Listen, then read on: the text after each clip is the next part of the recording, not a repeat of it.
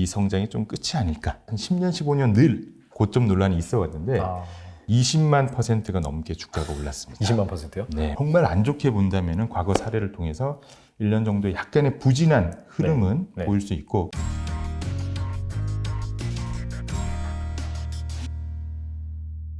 미래에셋 자산운용의 타이거 ETF 팀 김승현 팀장님 모셨습니다. 안녕하세요. 네, 안녕하세요.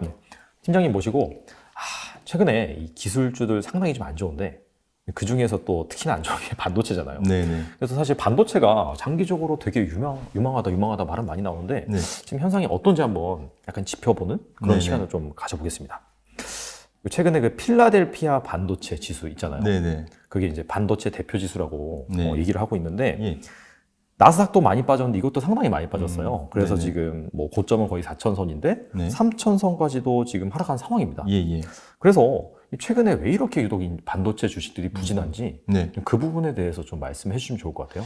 네, 우선은 뭐 많은 분들이 아시는 것처럼 최근에 이슈가 되었던 것은 뭐 재고 과잉, 뭐 이게 따른 뭐 소비자 수요가 둔화될 것이라는 우려, 그다음에 뭐 기존의 반도체에 대해서 굉장히 좋은 전망을 나타주었던 뭐 PC에 대한 수요 둔화 이러한 것들에 대한 우려가 사실은 좀 가장 크게 작용을 한 것 같습니다. 근데 네. 뭐 이러한 것들도 있었고요. 사실 매크로 이슈로는 많은 분들이 아시는 것처럼 금리 인상에 대한 그 성장주들에 대한 그런 밸류에이션 하락 그런 것도 좀 있었고, 네. 러시아에 대한 제재 조치라든지 아니면은 뭐 이러한 러시아 우크라이나 전쟁에 따라 가지고 기타 원자재 가격의 급등 아니면은 뭐 수요 뭐 둔화 아니면은 뭐 물동에 대한 다른 비용 증가 이러한 것들에 대한 우려가 좀 본격적으로 작용을 한 것 같습니다. 이게 사실 그 최근에도 TSMC가 실적을 발표했는데 네네. 상당히 잘 나왔거든요. 맞습니다. 근데도 또 주가가 안 오르더라고요. 제가 뭐 주가라는 게 아시는 것처럼 장기적으로는 실적에 대해서 따라가게 되어 있는데 네. 주식이라는 것, 주가라는 것들이 결국 미래에 대한 어떤 기대감이 굉장히 좀 크게 작용을 하는 것 같습니다. 그래서 뭐 작년 하반기라든지 아니면 올해 1분기만 하더라도 1분기에 대한 주가 흐름은 1분기에 대한 그 어떤 실적에 대해서는 굉장히 좋을 거라는 말씀 많이 하셨어요. 엔비디아 같은 경우도 계속 몇 분기 연속으로 해서 실적이 굉장히 좋고 말씀 주신 것처럼 TSMC에 대한 실적도 좋고 네. 뭐 비메모리 반도체는 아니지만 메모리 반도체가 주가 되고 있는 삼성전자 또한 뭐 역대 최대 실적을 발표했기 때문에 네. 사실 1분기 실적에 대해서는 굉장히 또 좋았었고 근데 또 제가 우려라는 두 단어를 굉장히 많이 드리는 것 같아요. 제가 이 말을 좀 계속 드릴 텐데 최근의 하락은 결국은 우려가 가장 큽니다. 뭐 매크로 이슈라든지 다른 그런 악재들이 좀 영향을 미치면서 향후의 실적이 안 좋을 거다. 수요가 둔화될 거다라는 것들이 좀 이슈가 많이 되고 있는데 아마 지금부터 이 우려에 대해서 좀 말씀을 드려야 될 것 같아요. 네.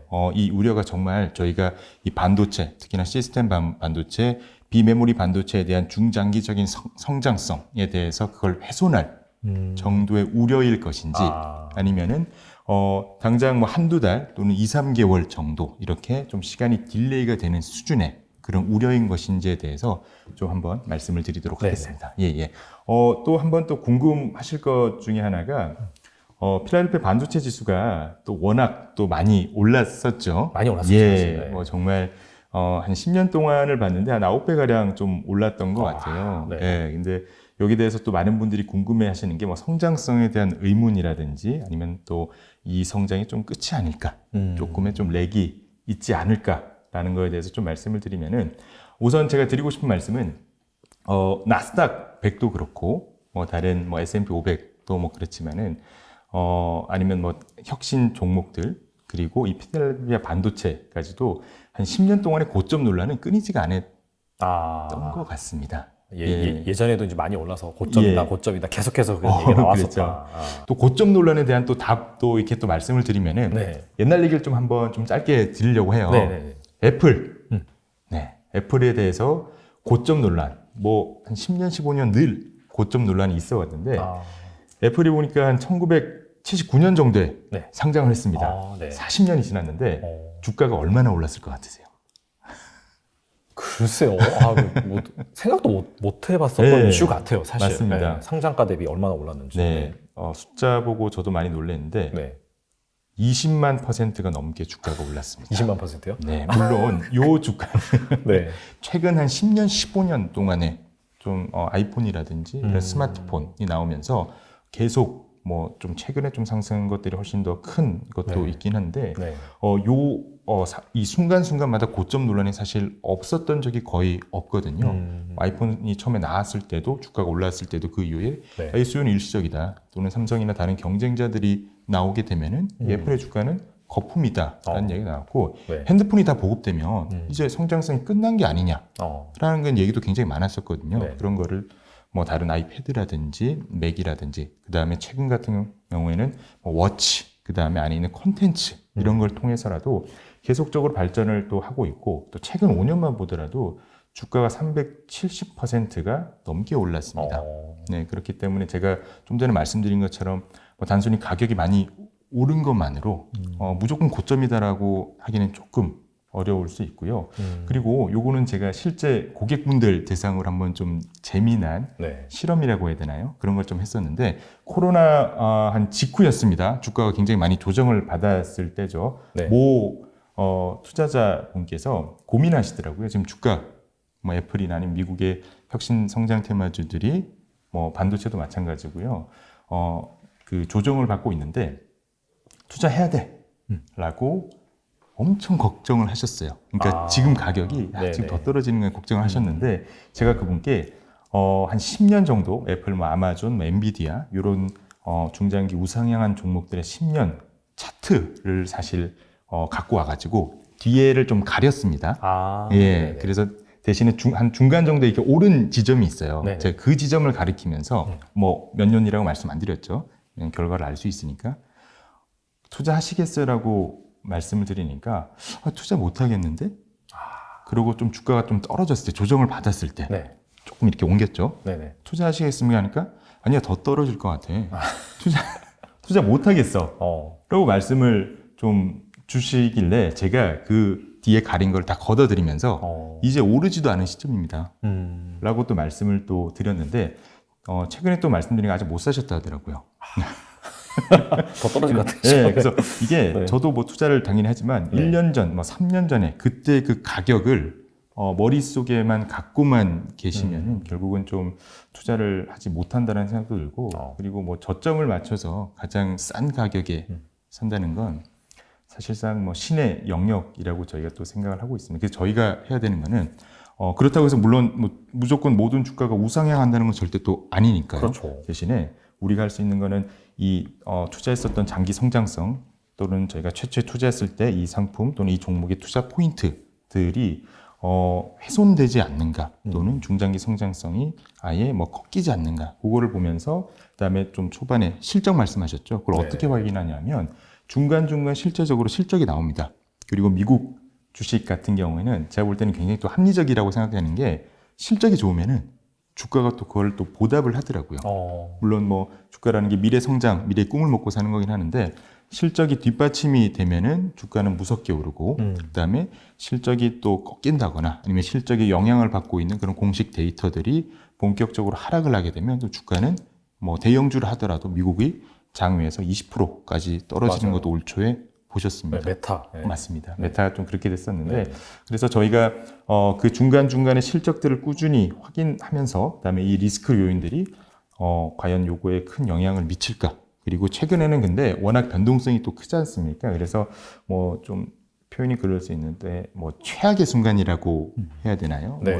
뭐 지금도 아직 뭐 언제가 저점인지 알 수 없는데 매크로 이슈들이 좀 더 최악의 좀 더 상황에 달했을 때 이 종목들이 어느 정도까지 떨어질 수 있다라는 것들을 저희가 좀 어느 정도 감안을 하고 그 다음에 좀 상황이 좋을 거다 이런 단기의 위험들이 조금씩 해소되면서 상황들이 좀 좋을 거다 반등할 것이다에 대한 정확한 시기는 알 수 없지만 그 요인들을 하나하나 보면서 좀 장기 투자하는 것이 좀 답이지 않을까라고 생각하고 있습니다. 그런 의미에서 네. 제가 필라델피아 반도체 지수 장기 한 10년 정도의 차트를 제가 준비를 했습니다. 화면이 네. 나갈 것 같은데요. 제가 10년 동안 갖고 온 이유는 이 지수가 1993년에 만들어졌는데 전체 지수를 갖고 오면 너무 올랐기 때문에 무조건 오른다라는 네. 그런 또 기대를 드릴까봐 일부러 10년치만 또 갖고 왔습니다.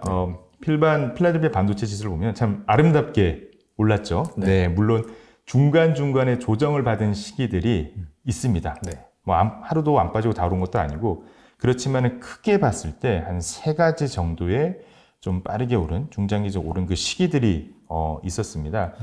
첫 번째 시기가 2013년 초부터로 대략적으로 저희가 볼 수 있을 것 같아요. 우선 보시면은 한 2.5년, 2년 반 정도 이 시기입니다. 근데 물론 요 시기에는 사실 뭐 이렇게 어느 정도 지속되는지 알 수는 없죠. 네네. 예, 그래도 지금 봐서 2년 반이라고도 알 수 있는데 첫 번째가 2년 반, 두 번째가 또 한 2년 정도 2016년 한 상반기부터 시작된 시기. 네. 그다음에 마지막으로는 최근에 아시는 것처럼 19년부터 이렇게 반등한 시기가 있는데 첫 번째 시기가 2년 반, 그다음이 뭐 2년, 그다음에 지금이 한 3년 정도. 이제는 조금 뭐 꺾였기 때문에 최근에 사이클이 좀 하락했다라고도 말씀드릴 수가 있을 것 같은데 우선 요 시기의 사이를 보면 첫 번째 말씀드리고 싶은 게 이 기간이 굉장히 짧아집니다. 네, 제가 나중에도 말씀드리는데 네. 이 반도체가 뭐 사이클이라고 하죠. 물론 비메모리 반도체는 그 사이클을 조금 덜 타긴 하는데 그래도 경기 흐름을 아예 무시할 수는 없는데 네. 그 흐름, 사이클 자체가 굉장히 짧아지고 있습니다. 그 말은 경기들이 빠르게 회복을 하고 그다음에 기술력의 발전 속도가 과거와 다르기 때문에 그런 시점들이 더 짧아진다는 말씀 먼저 드리고 해야 될 것 같아요. 네네. 그래서 지금 좀 이렇게 하락 사이클에 좀 들어왔으면은 한 올해부터죠. 한 3개월, 4개월 정도 지난 시점입니다. 그래서 네. 지난 이 사이에서는 뭐 한 길게는 1년 반 정도, 짧게는 한 1년. 그래서 1년 정도 내외였던 것 같아요. 그래서 저희가 정말 안 좋게 아까 말씀드린 저희가 네네. 이렇게 뭐 시나리오를 짤 때 정말 안 좋게 본다면은 과거 사례를 통해서 1년 정도 약간의 부진한 흐름은 네. 보일 수 있고 그렇지만 이 1년 동안에 하더라도 뭐 주가가 막 떨어지진 않았습니다. 약간의 반등도 있었고요. 첫 번째 시기를 보면요. 금융위기 직후입니다. 세계 경기가 회복되고 시간을 좀 돌리면은 네. 그때 뭐가 나왔죠? 제가 말씀드린 것처럼 아이폰이 나왔습니다. 예, 본격적으로 나온 거죠. 그렇죠. 예. 대중화되던 막 그런 시기였죠. 맞습니다. 네. 예, 스마트폰, 뭐 모바일 기기, 뭐 스마트 뭐 TV 이런 것들에 대한 수요가 폭증하면서 사실 필라델피아 반도체도 굉장히 많이 올랐는데요. 스마트폰이 나온 게 말씀드린 한 2008년, 2009년 정도 그때였던 것 같습니다. 근데 그 당시를 보면은 2009년에서 저희가 반도체에 대한 규모, 뷰, 뭐 포캐스트라고 제가 말씀드렸는데 그 포캐스트랑 아이폰이 나오고 난 이후 또는 아이폰이 대중화가 어느 정도 된 이후에 반도체 시장의 규모, 미래 뭐 포캐스트 이런 거는 네. 차원이 사실 다르거든요. 그래서 과거의 시점을 뭐 이렇게 통해서 뭐 무조건 고점이다 이렇게 판단하기 좀 어렵다라는 말씀 드린 거고 이후에 한 2년 반 동안 79%, 한 80% 정도 필라델피아 반도체 지수가 호황을 맞습니다. 그래서 요즘 그래프가 뭐 한 10년치여서 장기 우상향에서 표시 상승률이 좀 이렇게 오른 게 좀 덜 보일 수는 있는데 예, 그래도 요 기간 동안 굉장히 좀 많이 올랐었고요. 근데 이때도 고점에 대한 논란은 당연히 있었을 겁니다. 네. 네. 왜냐하면 그 이후에 휴식기가 끝나고 2016년부터 한 18년까지 데이터 센터 맞아요. 요때 네. 예, 이제 막 지금이야 뭐 넷플릭스나 이런 걸 많이 보시고 뭐 클라우드에 대해서 워낙 익숙하시지만 요때가 사실 데이터 센터 클라우드가 좀 초기에 나온 그때 시장이고 빅테크 기업이라고 하죠. 그런 기업들이 서서히 확장하는 그런 시기였었는데 요때 데이터 센터 클라우드 초기 단계로 기업들이 막 산업 주도권을 확보하기 위해서 데이터 센터 투자를 엄청나게 합니다. 또 뭐 2019년에는 또 기억나실 것 같아요. 늘 그렇지만은 산업이 한번 초기 성장을 하고 나서 약간의 조정 또는 뭐 위축 같은 거를 어떻게 보면 필연적으로 겪을 수밖에 없습니다. 그래서 초반에 많은 투자를 좀 했었다가 그 다음에 뭐 서버 수요가 조금 위축이 됐었고 2019년도에 그때 보면 또 미중 무역 분쟁 맞아요. 네, 그때 한참 또 이 두 마리의 큰 또 뭐 용이라고 해야 되나요? 그 두 개의 뭐 G2 이런 미국의 또 미국과 중국의 무역 분쟁으로 한 1년 정도의 다운 사이클, 뭐 필라델피아 반도체 지수가 조금 어려웠던 그런 시기도 한 1년 정도 있었고요. 근데 또 2019년 뭐 초부터 좀 이런 우려들이 좀 해소되면서 좀 반등을 좀 하다가 그 코로나19 때 좀 조정을 받고 그 이후에 아시는 것처럼 정말 유례 없는 또 반도체 또 상승장이 이렇게 또 이어졌었습니다. 그래서 크게 뭐 반도체 뭐 1차 슈퍼 사이클이 또 있었고 2차 또 사이클이 또 지나가고 그 중간중간에 아이폰이라든지 이러한 또 수요 데이터 센터 수요가 좀 올랐었고, 그렇지만 중간중간에 미중 무역 전쟁이라든지 수요 위축 같은 뭐 하락 사이클도 있었고, 2019년에 또 굉장히 급격한 상승을 또 있었다, 이렇게 보고 있고, 그 시기들이 좀 지나서 올해 또 조금씩 또 조정을 받고 있는 상황이고, 또 질문이 하실 게, 그러면 오케이, 뭐 10년 동안의 반도체 시장 왜 올랐고, 어느 정도의 시기 몇 년 동안 지속됐고, 안 좋았을 시기는 1년, 한 1년 반 정도 길게 이렇게 됐었으면은 지금부터 어떻게 될 거냐에 대해서 또 좀 말씀을 드려야 될 것 같아요. 네. 그러면 결론적으로 지속적인 반도체, 글로벌 뭐 반도체 시장의 성장이 가능하냐라고 물어보시면, 저는 자신 있게 말씀드린 거는 중장기적으로 반도체 산업의 이 성장성만큼은 절대 의심을 안 하셨으면 좋겠습니다. 물론 최근에 필라델피아 반도체가 뭐 2, 3일 정도 좀 급락하다가 네. 또 하루에 또 반등하고, 한두 달 전만 하더라도 정말 V자로 빠르게 뭐 하락하더라도 다시 좀 오른 그런 좀 시기들이 좀 있었잖아요. 네. 그래서 그러한 것들을 좀 보게 되면은 좀 뭐 단기적으로는 좀 혼란이 있으실 수는 있지만은, 이 반도체 산업 같은 경우 여전히 중장기적으로 수요가 굉장히 높다라고 확실히 말씀을 드릴 수 있을 것 같습니다. 네. 조금 용어를 조금 말씀드리면, 네. 요즘 많은 투자자분들이 아시니까 반도체 흔히 분류하실 때 메모리 반도체 또 많이 분류를 하시고, 비메모리 반도체도 많이 또 생각하시잖아요. 네. 그다음에 메모리 반도체 같은 경우에는 뭐 디램이라든지 이런 그 저장 장치를 좀 많이 의미를 하고, 이런 것들은 좀 시황을 많이 타고, 근데 비메모리 반도체 같은 경우는 전체 시장의 한 70%를 차지하고, 뭐 자율주행이라든지 뭐 블록체인, 뭐 아까 말씀 메타버스, 이런 좀 혁신 산업 쪽에 디자인하고 설계하는 쪽이기 때문에 시장 사이클에 대해서 좀 하락 위험이 조금 덜합니다. 사이클 좀 덜 타기 때문에, 물론 이러한 매크로 이슈 때문에 이 매출에 영향을 전혀 안 받을 수는 없지만, 그래도 메모리 반도체와 같이 갑자기 막 매출이 오르다가 다른 기업이 급격하게 뭐 몇십 프로 이상 급락을 한다거나 아니면 뭐 마이너스가 된다거나, 그런 우려는 조금 접어주셔도 될 것 같아요. 네네. 그래서 결국 미래 성장성이 얼마나 될 거냐에 대해서 좀 주가가 조정을 좀 받는 것 같습니다. 네, 그리고 반도체 이 산업을 조금 뭐 길게 보면이, 이 반도체 이 산업 자체가 사실 뭐 늘 성장과 이 변화를 좀 거듭했었기 때문에, 뭐 최근에 이런 우려들이 있지만은 뭐 과거에도 그랬던 것처럼 기술이 또 발전하고 이런 것도 뛰어넘으면서 시장 자체가 계속 성장할 거다, 이렇게 또 제가 생각을 하고는 있습니다.